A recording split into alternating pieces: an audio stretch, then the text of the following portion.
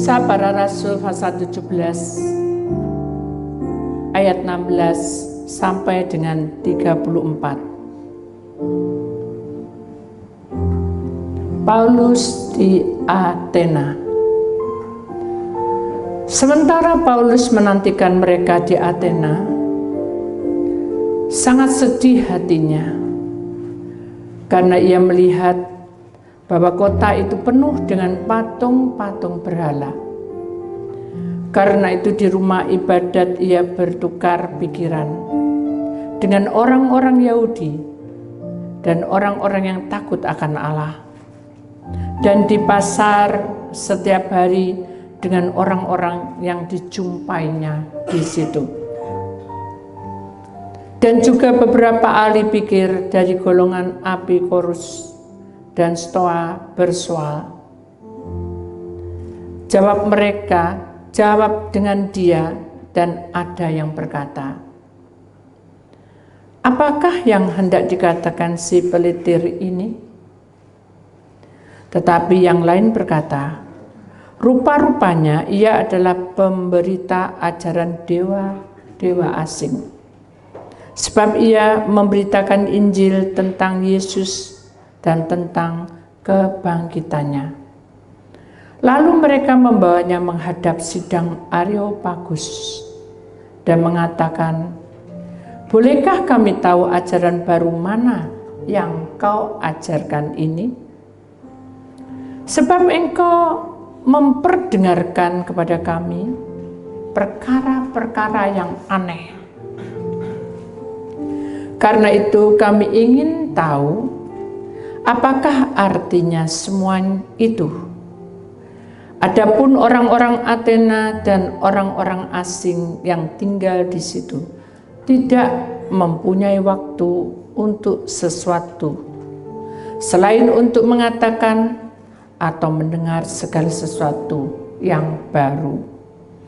Paulus pergi berdiri di atas Areopagus dan berkata, hai orang-orang Athena, aku lihat bahwa dalam segala hal kamu sangat beribadah kepada dewa-dewa. Sebab ketika aku berjalan-jalan di kotamu dan melihat-lihat barang-barang pujaanmu, aku menjumpai juga sebuah mezbah dengan tulisan kepada Allah yang tidak dikenal. Apa yang kamu sembah tanpa mengenalnya, itulah yang kuberitakan kepada kamu. Allah yang telah menjadikan bumi dan segala isinya. Ia yang adalah Tuhan atas langit dan bumi.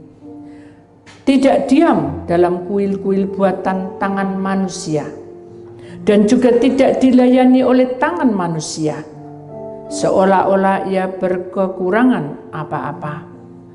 Karena dialah yang memberikan hidup dan nafas dan segala sesuatu kepada semua orang. Dari satu orang saja ia telah menjadikan semua bangsa dan umat manusia untuk mendiami seluruh muka bumi. Dan ia telah menentukan musim-musim bagi mereka dan batas-batas kediaman mereka, supaya mereka mencari dia dan mudah-mudahan menjamah dan menemukan dia, walaupun ia tidak jauh dari kita masing-masing.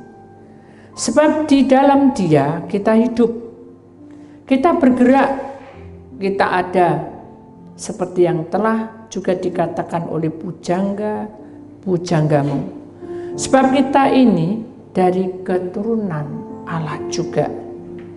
Karena kita berasal dari keturunan Allah, kita tidak boleh berpikir bahwa keadaan ilahi sama seperti emas atau perak atau batu, ciptaan, kesenian, dan keahlian manusia. Dengan tidak memandang lagi zaman kebodohan, maka sekarang Allah memberitakan kepada manusia bahwa di mana-mana semua mereka harus bertobat. Karena ia telah menetapkan suatu hari, pada waktu mana ia telah adil akan menghakimi dunia oleh seorang yang telah ditentukannya. Sesudah ia memberikan kepada semua orang suatu bukti tentang hal itu dengan membangkitkan dia dari antara orang mati. Ketika mereka mendengar tentang kebangkitan orang mati, maka ada yang mengejek dan yang lain berkata, "Lain kali saja kami mendengar engkau berbicara tentang hal itu."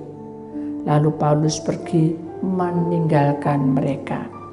Tetapi beberapa orang laki-laki menggabungkan diri dengan dia dan menjadi percaya.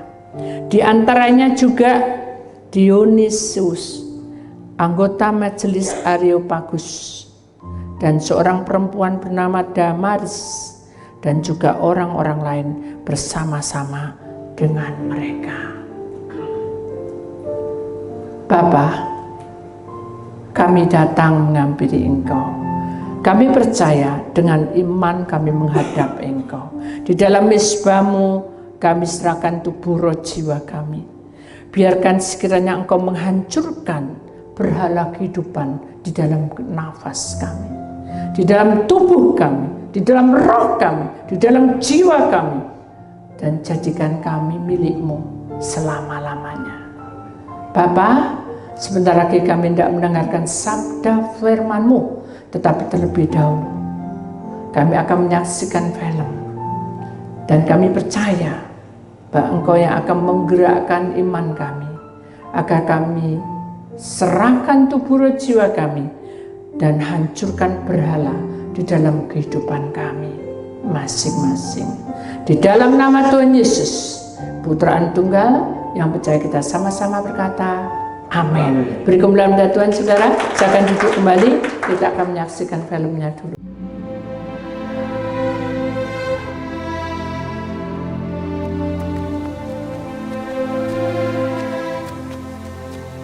Now, while Paul waited for them at Athens, his spirit was stirred in him, when he saw the city wholly given to idolatry.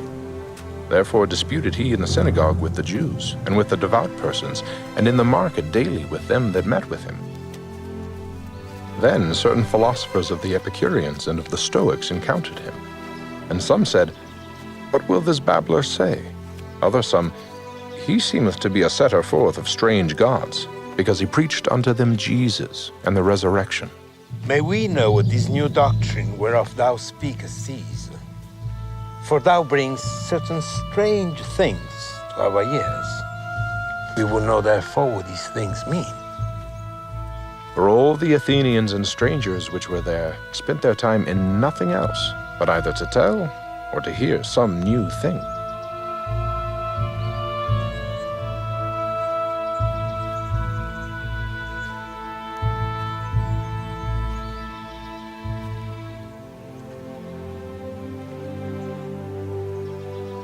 Ye men of Athens, I perceive that in all things ye are too superstitious. For as I passed by and beheld your devotions, I found an altar with this inscription: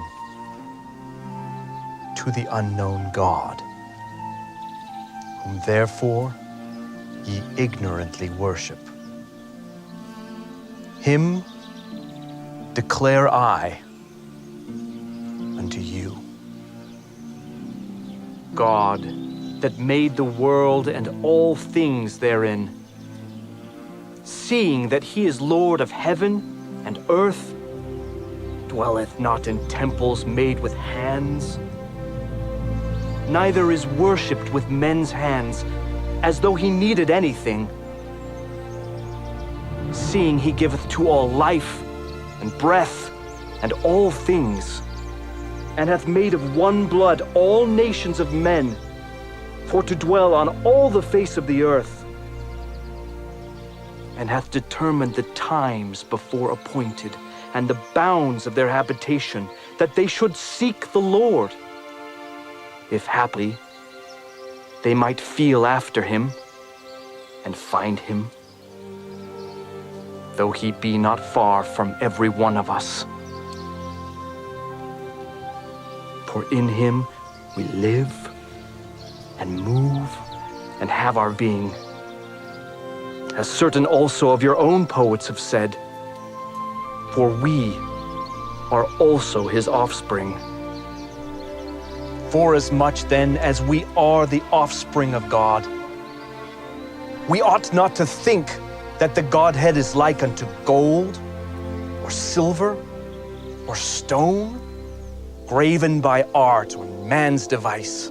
And the times of this ignorance God winked at, but now commandeth all men everywhere to repent, because he hath appointed a day in the which he will judge the world in righteousness by that man whom he hath ordained, whereof he hath given assurance unto all men, in that he hath raised him from the dead.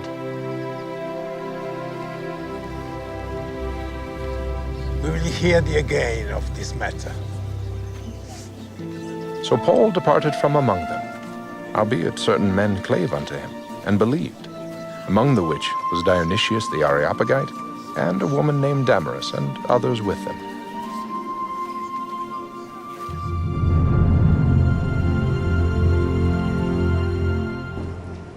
Beri kemuliaan Tuhan, saudara. Puji nama Tuhan, saudara. Tema hari ini sangat luar biasa buat kita, karena selama kita mengiring Tuhan dan percaya pada Tuhan yang menciptakan langit dan bumi, seluruh dunia juga percaya. Tapi yang di dalam kisah yang kita lihat tadi, kita saksikan, itu mengenai tentang kehidupan kita.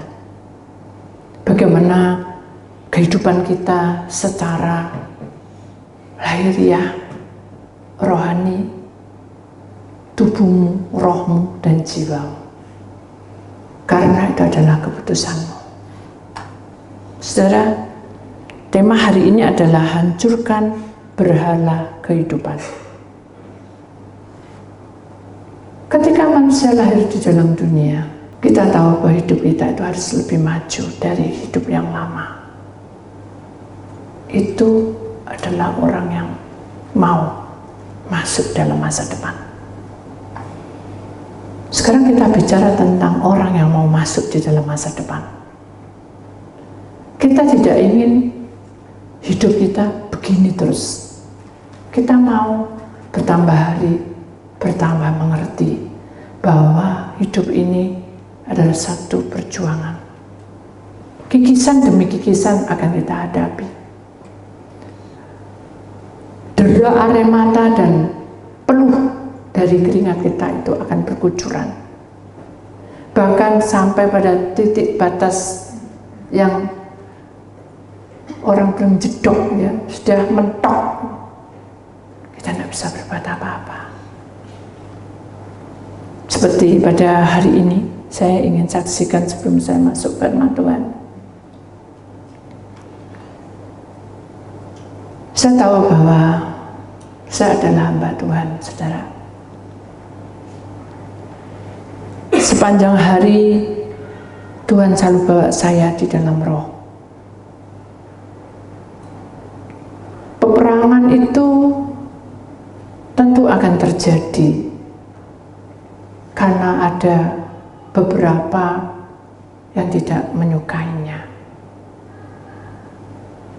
Sama seperti Yesus pada waktu memberitakan firman Tuhan. Dia dibilang aliran sesatlah, dibilang sedang mabuklah murid-muridnya dalam bahasa roh. Tapi saya dunia roh. Ya. Kadang saat saya ingin menyampaikan, itu pun juga bukan ragu-ragu. Perasaan ini sering berbenturan dengan apa yang saya lihat kronologi hidup seseorang atau rumah atau apapun. Tapi saya mau belajar untuk menerima kenyataan hidup ini. Semakin hari semakin memanas mungkin. Semakin hari semakin itu membuat luka dalam hidup kita. Tapi saya merasa nyaman. Karena pertolongan Tuhan itu luar biasa. Sampai pada titik di mana saya berjuang sekian umur saya bersyukur karena Tuhan masih memberikan tugas pada saya untuk masuk dunia roh. Setelah saya berdoa, saya lihat alam semesta ini juga sudah benturan semua auranya.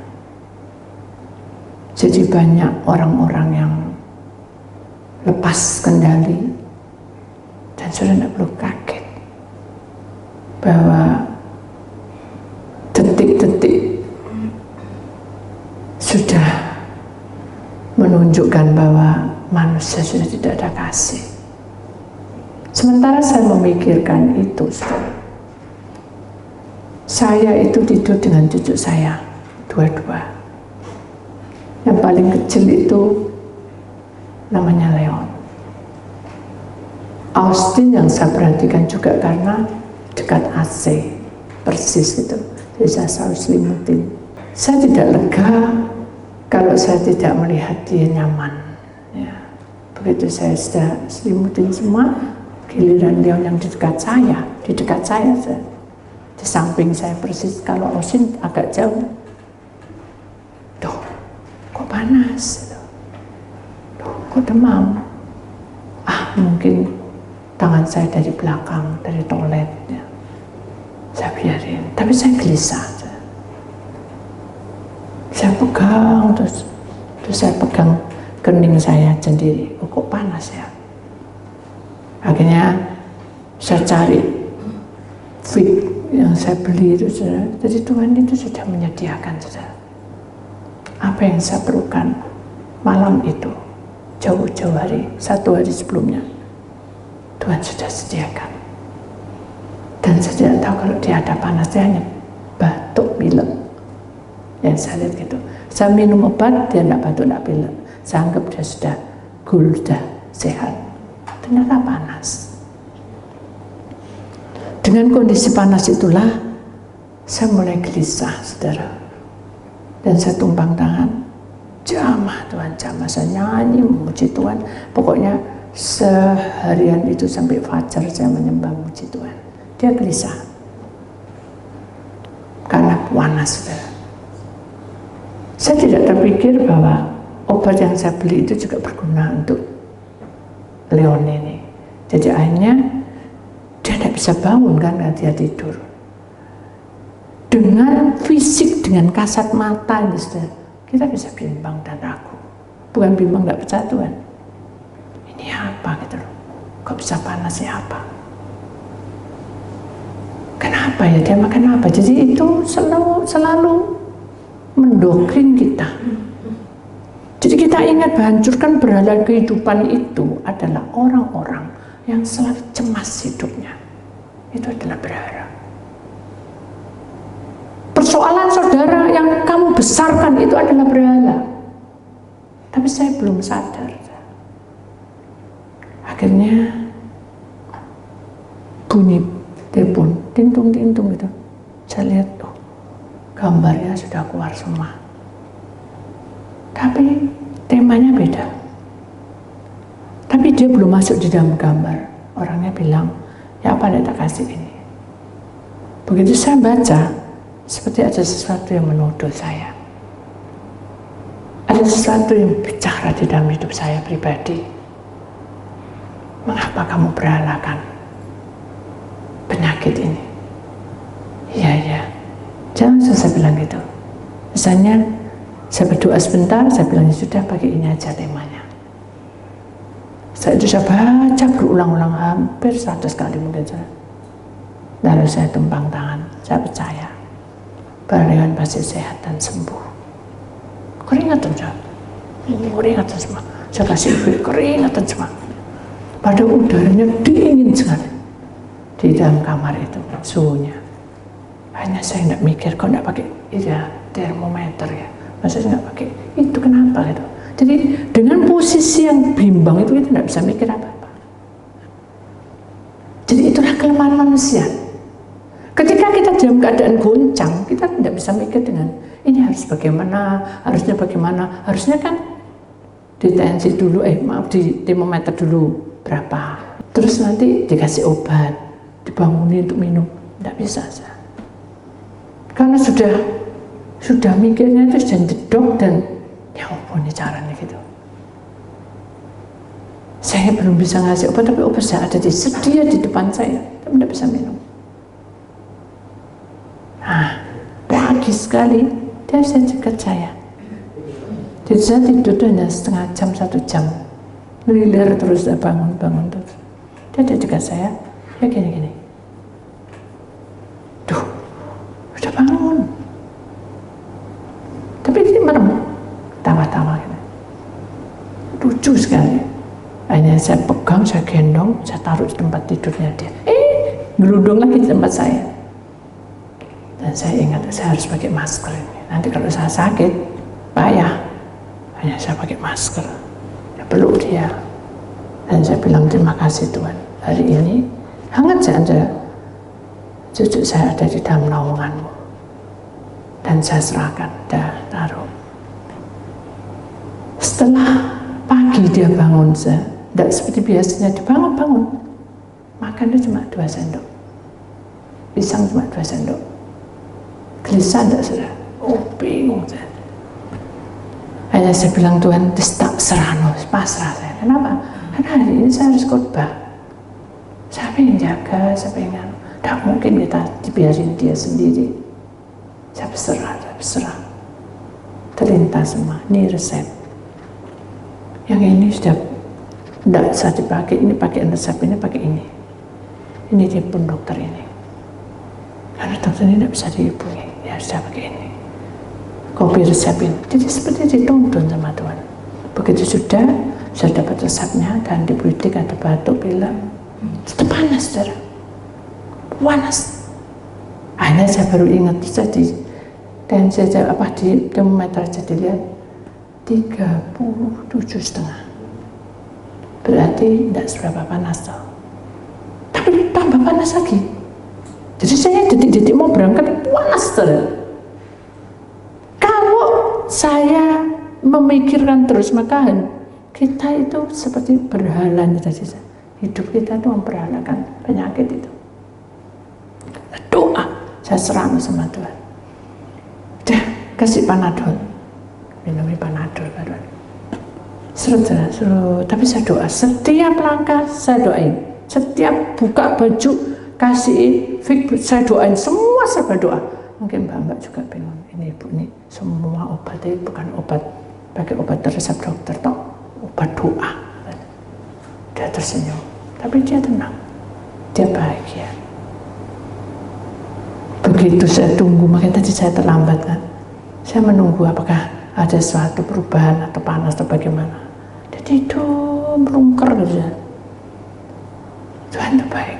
Pasti Tuhan banguni Leon, sebahasa juga. Bangun Leon, bangun dia.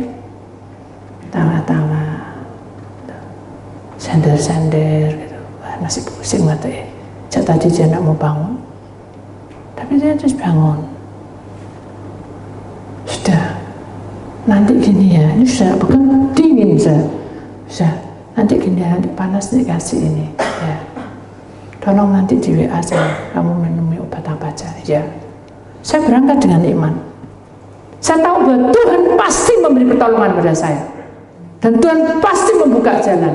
Karena saya pelayanan. Dan saya tahu pikiran saya tidak boleh fokus hal-hal yang aduh ya apa.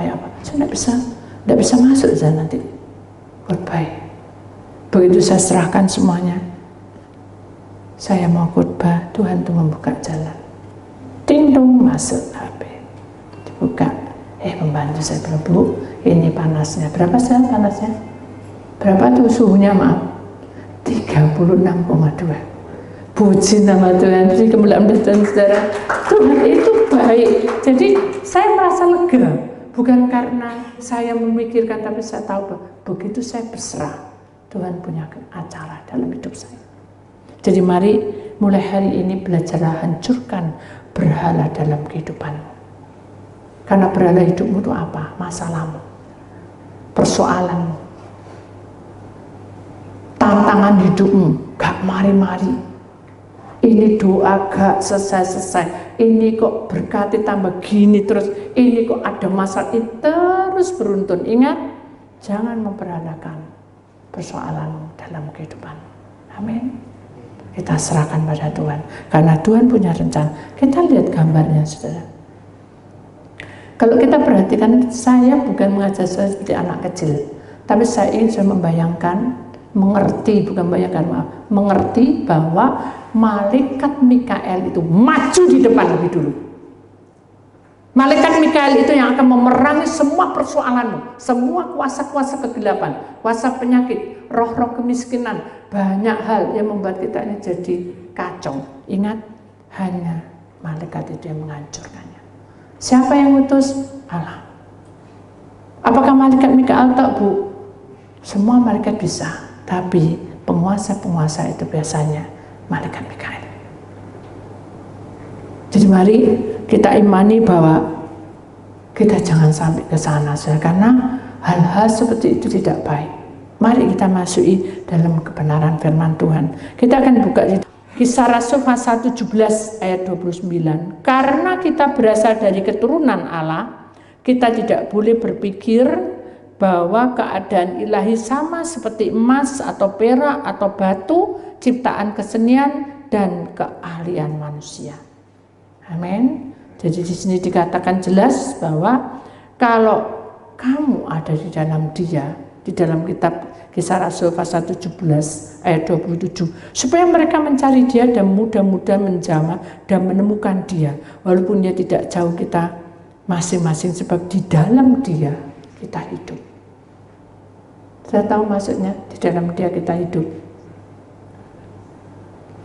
Ada seorang yang sudah divonis oleh dokter bahwa dia punya kanker di pankreas.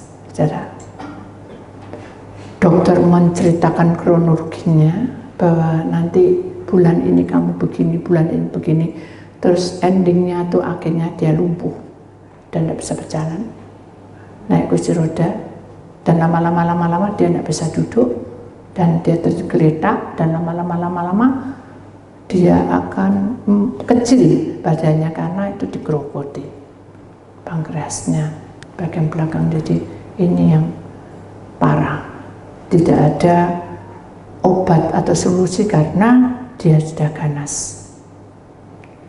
Hari-hari dilalui dengan senyum wajah gembira, walaupun dia bukan seorang hamba Tuhan, tapi dia selalu menceritakan kebaikan Tuhan di dalam kehidupannya. Lama-lama keadaan yang dikatakan dokter sungguhan terjadi, tapi dia tidak ada pengeluhan apapun. Sampai badannya itu dia tinggal badannya yang ini sudah kecil, tapi dia tetap kemana-mana menyaksikan kebesaran Tuhan. Mengapa orang itu sampai seperti itu? Padahal dia menderita. Ini ayat dipegang, sebab di dalam Dia kita hidup, kita bergerak, kita ada, seperti yang telah juga dikatakan oleh pujangga-pujanggamu, sebab kita ini adalah turunan Allah. Jadi persoalan itu, saudara, yang membuat dia itu kecil dan sudah tidak lagi makannya, sudah bukan lagi makan nasi, tapi makan yang lewat pakai itu saja, yang dimasukkan itu. Nah, sundi, tapi bukan sundi, langsung di jus diminumkan, karena sudah tidak bisa disuntik lewat sini, bukan disundi. Jadi di pencernaan itu mengerikan, kan? Orang kalau melihat tidak masuk akal. Siapa yang bisa seperti itu? Hanya Tuhan yang bisa menguatkan.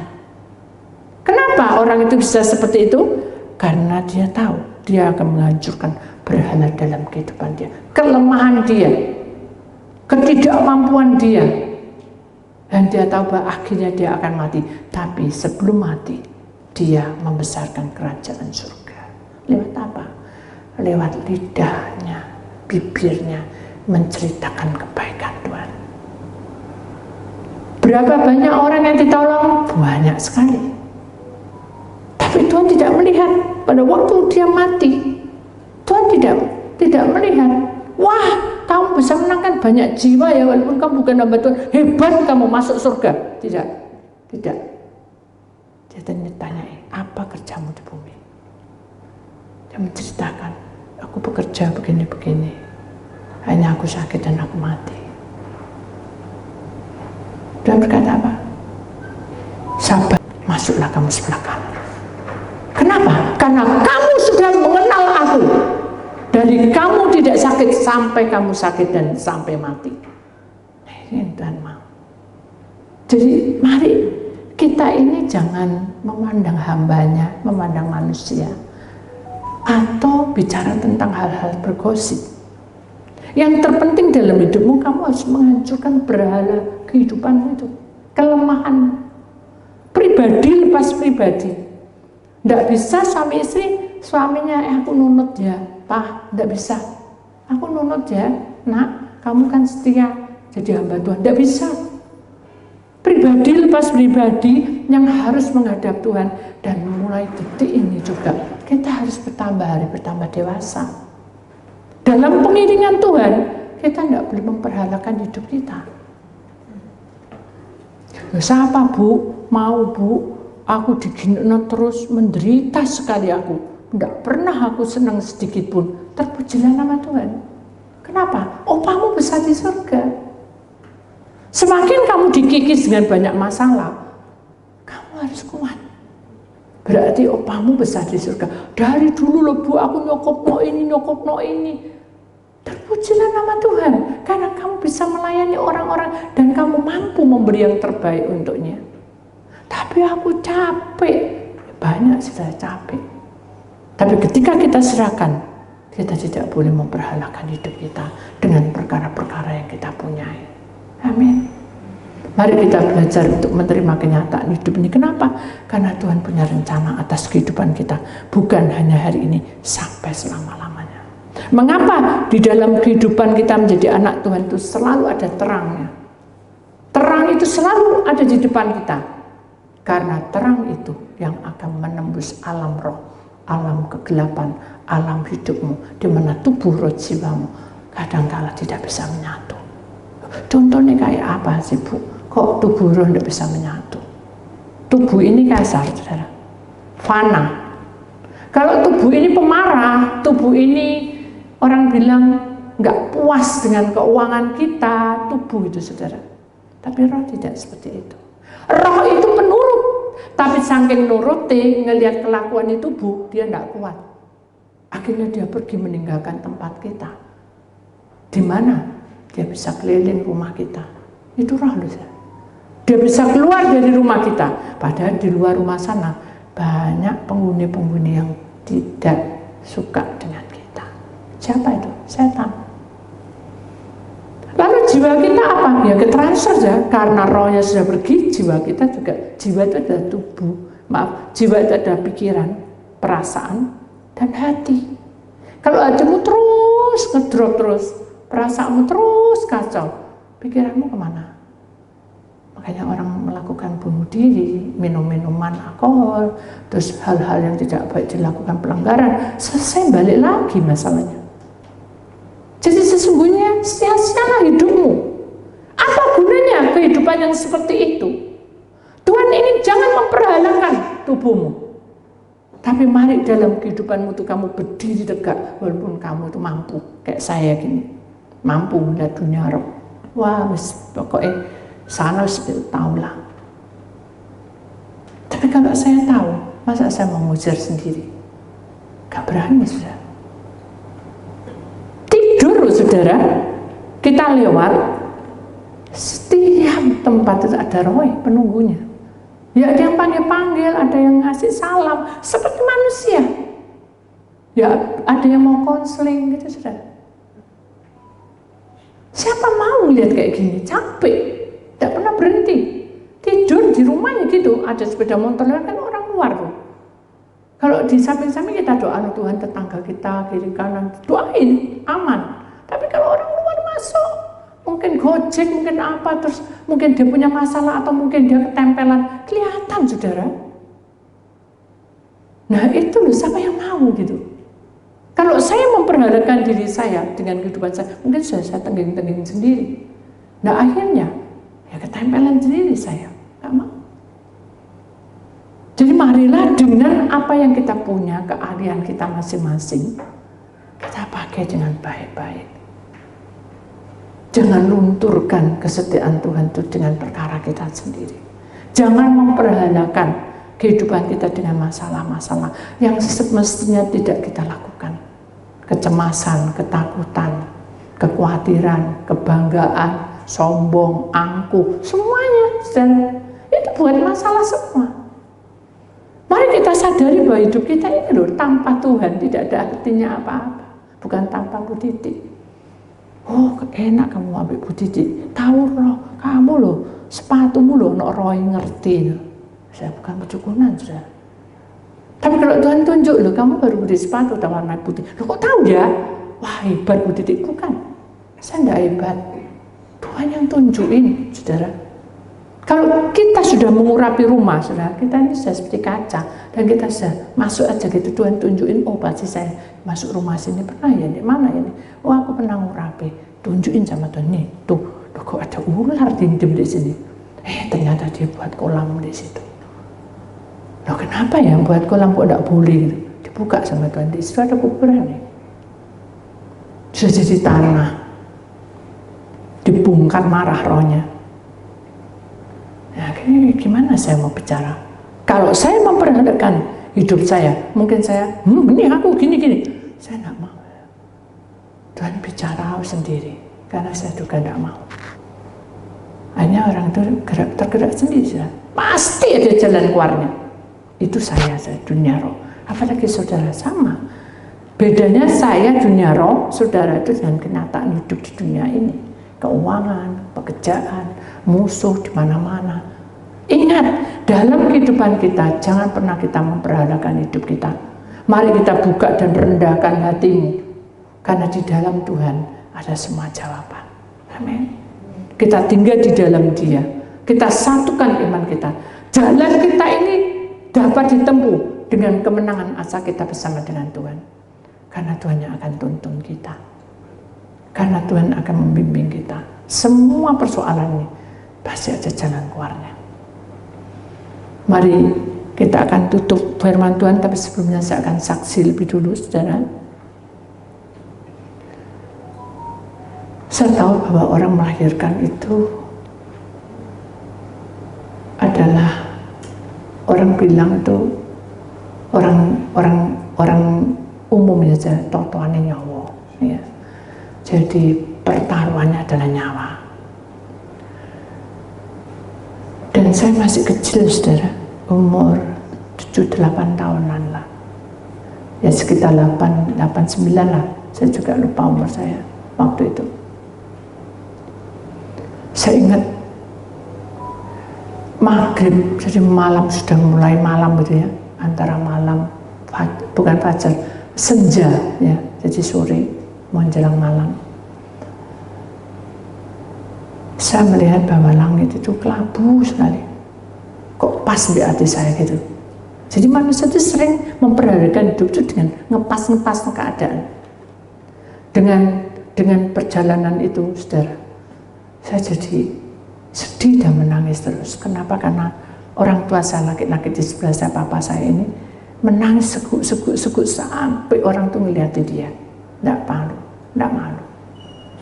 Ternyata dengan kondisi yang seperti ini, papa yang keras itu bisa menangis. Jadi sesungguhnya Tuhan membuka, anakku, sesungguhnya orang yang keras hati, kalau mau meluluhkan, merendahkan hati itu, bisa luluh hatinya. Contohnya seperti papa. Oh iya ya, benar Tuhan. Kenapa papa menangis? Karena di dalam kamar itu, di rumah sakit itu, Mama sedang melahirkan adik saya. Dan dokter bilang bahwa ini sudah diisi darah, tapi mama masih lemes, nggak bisa keluar anak. Dioperasi pun ya belum tentu bisa selamat, mesti salah satu meninggal. Siapa mau? Siapa mau? Jadi saya menangis.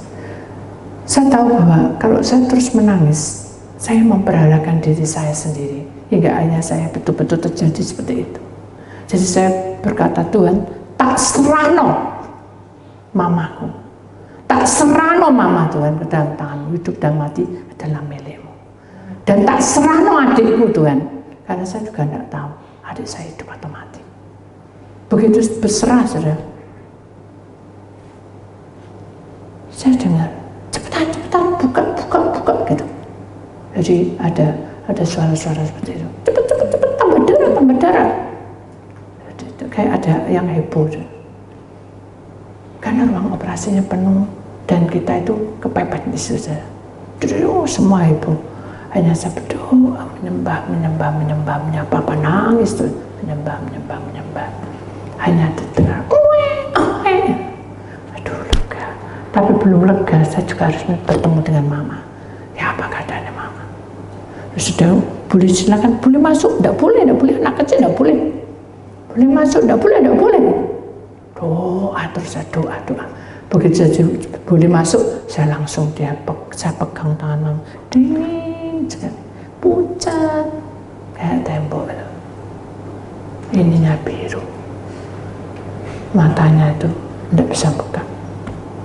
Saya peluk dia, Ma, semangat Ma.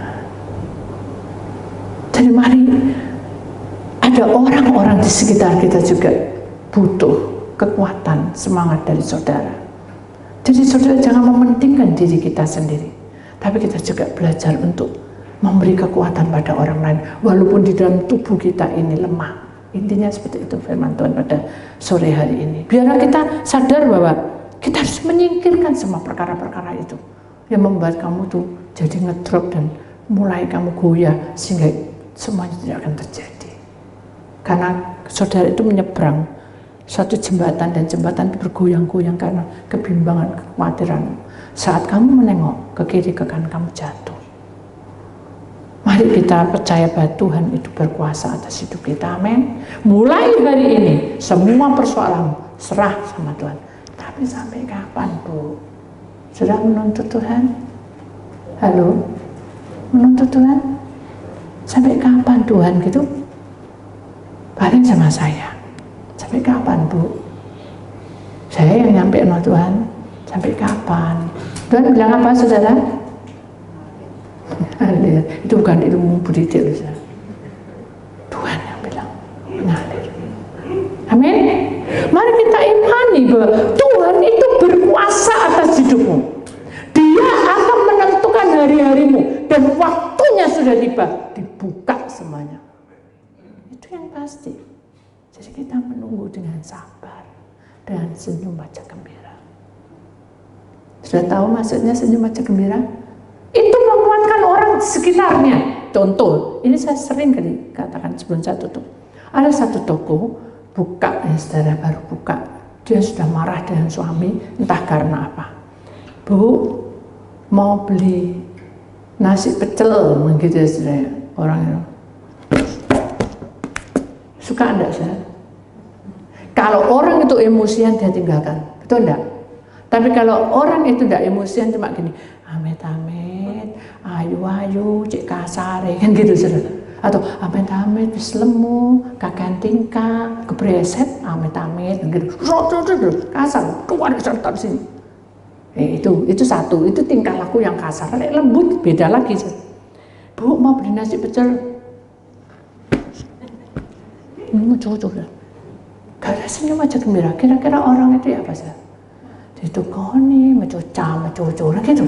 Benar nggak? Seneng nggak orang gitu? Akhirnya uang yang dikeluarkan dia mencoca karena dia ngomel, ditukoni, mecoca. Ini ada berkah. Betul nggak? Itu salah satu yang paling apa ya? Yang netral aja, yang umum. itu saudara. Tapi kalau saudara banyak beban, masalah ada, beli apa bu? Oh, aku mau beli nasi pecel. Padahal udah mati, tidak seneng sama nasi pecel. Ada tumpangnya, gak ada, mas tambah kalau nak tumpangnya. Itu dalam hati yang beli. Tapi yang jual, ini ada kok, tidak ada tumpang, tapi tempe ini juga enak loh. Sambal goreng ini juga enak. Beda kalau di jojok, nonton jojok. Ini sambal goreng ada lomboknya, ada apa itu beda. Itu jual jamu. Ini enggak, nerangkan. Ini enak loh, coba mau dicoba, dicicipi. Oh iya ya enak sungguh. Seneng enggak orang beli? Halo? Seneng enggak? Seneng. Tapi pada orangnya banyak masalah. Kenapa dia bisa seperti itu? Karena dia tidak memperhalakan masalah itu. Masalah kehidupan tidak boleh diperhalakan terus. Amin. Tadi malam karena kan saya kurang tidur, kaki saya buengkong saya. Tak pikir-pikir, oh ini dingin apa? Karena saya capek, buengkong. Sakit sudah. Sudah pokoknya sampai tutup mana-mana ngeliang gitu saya sakit. Saya gosok dalam nama Tuhan sedang, bukan dalam itu sedang. Oh Leon bangun, Ausin bangun, ada apa mak? Kok bengok-bengoknya gitu? Ya, sebisanya dalam nama Tuhan. Aduh sakit. Padahal kita ini semua pergi ke tempat kamar mandi, terus semua kita tidak bisa gerak sama sekali. Bisa bilang Tuhan tak serano. Kayak saya mulai jalan pelan-pelan, semua gitu lah. Buengkong, jadi tidak bisa jalan sudah. Akhirnya saya gini, saya berserah dah. Puji nama Tuhan, saya berserah. Saya lihat anak-anaknya, cucu saya senyum, Tuhan, kau baik. Sekarang Leon tenang tidur. Saya mensyukuri sudah. Tidak sadar saya bisa jalan. Nah itu saja. Jadi intinya hidup kita tidak boleh ada berhala dalam kehidupan kita. Masalah itu. Amin. Penyakitmu, bebanmu, dan segala macam yang membuat kamu gini. Terus mukamu berbeda, nadamu juga berbeda. Ubah. Hati yang gembira adalah obat ya. Kita akan membuka satu kata-kata indah. Singkirkan berhala kedaginganmu. Izinkan Roh Allah bertata, bersemayam dalam hatimu, mengisi dan merubah hidupmu menjadi orang yang berkenan padanya. Amin. Jadi ini adalah pedoman. Kalau kamu punya wajah gembira, sukacita, kita mengalir, ini kata-kata ini akan masuk dan hidup di dalam hidupmu selama-lamanya. Amin. Ya. Di sini tidak ada tapi ya tidak ada lah, tidak tapi-tapian. Anak konseling, kau ono. Cuma aku datang, tidak ada ya di sini. Senyum aja gem. Tidak apa-apa, mungkin Bu Diti repot kok telat terus tekone. Nah, itu. Terus saudara nambahin enggak? Saudara kira-kira nambahin enggak? Pancen Bu Diti kok saya berubah. Nah, itu namanya apa? Memperhalakan kehidupanmu.